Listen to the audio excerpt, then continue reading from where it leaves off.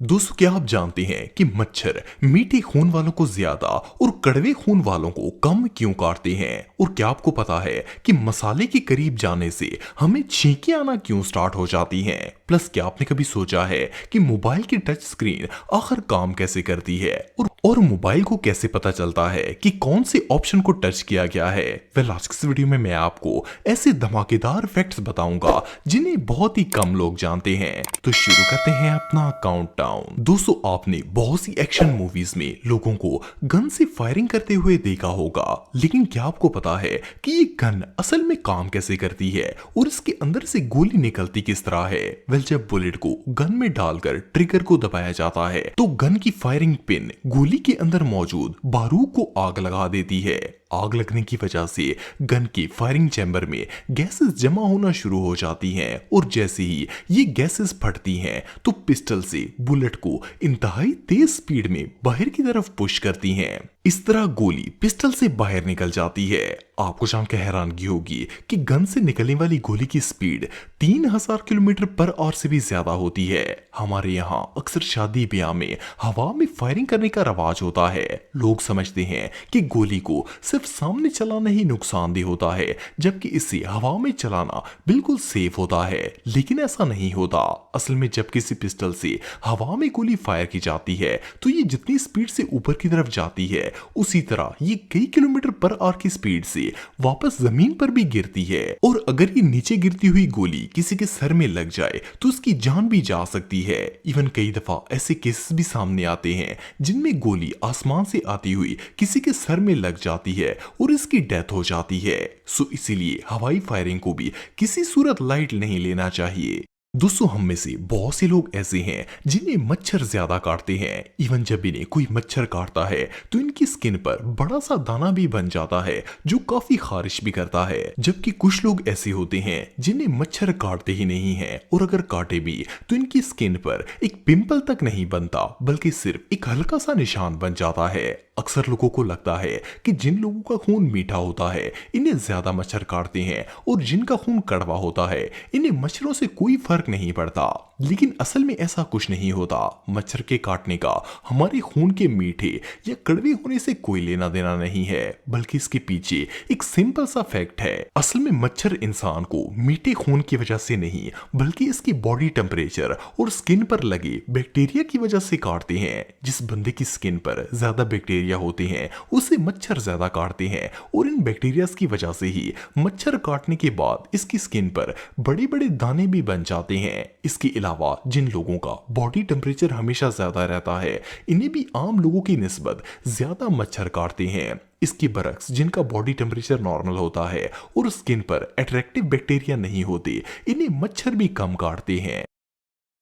दोस्तों, आप में से जो लोग कुकिंग वगैरह करते हैं वो ये बात अच्छी तरह जानते होंगे कि खाना पकाने के दौरान अक्सर ऐसा होता है कि भुनाई के वक्त नाक में मसाले की खुशबू जाने से छींकें आना स्टार्ट हो जाती हैं। लेकिन क्या आपने कभी सोचा है कि मसाले नाक में जाने से छींकें आना क्यों स्टार्ट हो जाती हैं? वेल, इसके पीछे एक खास रीजन होती है। असल में जब हमारी नाक किसी स्पाइस को स्मेल करती है और इस मसाले की पार्टिकल्स नाक में जाते हैं तो दिमाग को फौरन पता चल जाता है कि नोज में कोई हार्मफुल चीज इंसर्ट हो गई है।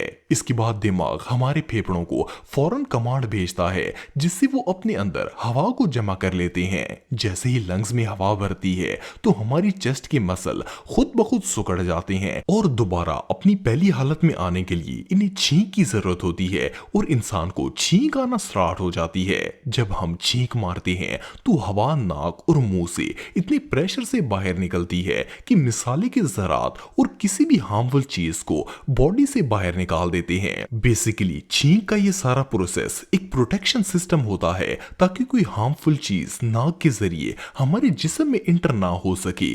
ये सच में कमाल है। दोस्तों, आप सबके पास पासपोर्ट या आईडी कार्ड तो जरूर होगा, आप सबने एक बात नोट की होगी कि जब भी कोई शख्स आईडी कार्ड या पासपोर्ट बनवाने जाता है तो वहां इस बंदे की एक फ्रेश पिक्चर ली जाती है जिसमें बंदे से कहा जाता है कि उसे सीरियस होकर बैठना है और स्माइल वगैरह नहीं करना।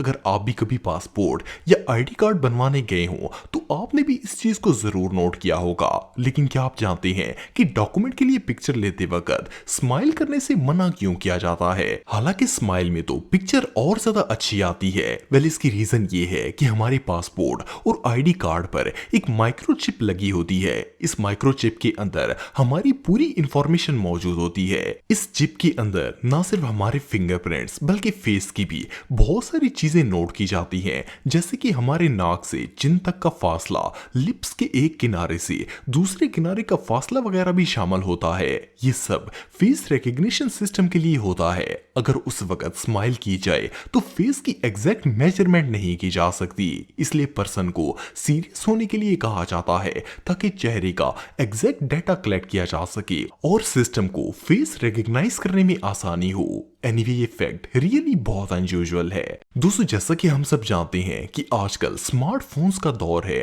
और हर कोई टच स्क्रीन इस्तेमाल करता है। हम सिर्फ एक टच करते हैं और मोबाइल की स्क्रीन हमारी मतलूबा चीज को खोल देती है। लेकिन क्या आपने कभी सोचा है कि मोबाइल की स्क्रीन काम कैसे करती है? वेल, असल में हमारे मोबाइल की स्क्रीन के नीचे इलेक्ट्रिकल चार्ज की एक लेयर मौजूद होती है। जब हम मोबाइल चार्ज करते हैं तो इस लेयर के अंदर भी इलेक्ट्रिसिटी स्टोर हो जाती है। जब हम स्क्रीन पर टच करते हैं तो हमारे फिंगर से स्क्रीन के उस पॉइंट पर एक करंट पैदा होता है जहां हमने टच किया होता है। जैसे ही हम स्क्रीन को टच करते हैं, फोन में लगे सेंसर इससे बनने वाले करंट को सेंस कर लेते हैं और इन्हें पता चल जाता है कि स्क्रीन को किस जगह पर टच किया गया है। फिर ये सेंसर इस इंफॉर्मेशन को फोन के प्रोसेसर तक पहुंचाते हैं, जिसके बाद प्रोसेसर जवाब में हमें उस टच का रिजल्ट स्क्रीन पर शो करवा देता है। सुनने में तो ये प्रोसेस काफी लंबा लगता है, लेकिन हमारा मोबाइल इस पूरे प्रोसेस को पलक झपकने से भी पहले कर लेता है, क्योंकि इसे क्विक रिस्पॉन्स के लिए डिजाइन किया जाता है।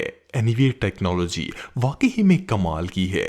दोस्तों, अगर आपने किसी टांग टूटे हुए इंसान का प्लास्टर कटते हुए देखा हो तो आप जानते होंगे कि इसे काटना कोई आसान काम नहीं होता। जब किसी बंदे का प्लास्टर उतारना हो तो डॉक्टर इसे एक ग्राइंडर मशीन से कट करते हैं। इस मशीन के बगैर प्लास्टर को उतारना इम्पॉसिबल होता है। इस ग्राइंडर पर एक शार्प ब्लेड लगा होता है जो प्लास्टर को काटता है। लेकिन मजे की बात यह है कि इतना शार्प होने के बावजूद भी अगर ये ब्लेड स्किन पर लग जाए तो इससे कोई नुकसान नहीं पहुंचता। इवन इससे हमारी जिल्द पर एक खराश तक नहीं आती। लेकिन क्या आप जानते हैं कितनी हार्ड चीज काटने वाला ग्राइंडर किस तरह स्किन के लिए नुकसानदेह नहीं होता? वेल, असल में ये कटर एक आरी की तरह होता है। इसके दंदे जिग जैग शेप में बनाए जाते हैं। जब इस कटर को चलाया जाता है तो ये घूमता नहीं है बल्कि सिर्फ वाइब्रेट करता है और इसकी वाइब्रेशन ही प्लास्टर काटने में हेल्प करती है। अगर प्लास्टर काटने के दौरान ये ग्राइंडर स्किन पर लग भी जाए तो इसके जिग जैग टीथ स्किन पर ग्रिप ही नहीं बना पाते, जिससे स्किन को कोई नुकसान नहीं पहुंचता। वेल, ये इन्वेंशन रियली बहुत यूजफुल है। दोस्तों, आप सब बुलेट प्रूफ वेस्ट के बारे में तो जानते होंगे। इसका इस्तेमाल ज्यादातर पुलिस और आर्मी वगैरह करती है। ये एक ऐसा प्रोटेक्शन सिस्टम है जिसके अंदर से बुलेट नहीं गुजर सकती। सोल्जर इसे इसलिए पहनते हैं ताकि वो फायरिंग से बच सके। लेकिन क्या आपको पता है कि बुलेट प्रूफ वेस्ट गोली को जिस्म में लगने से रोकती कैसे है?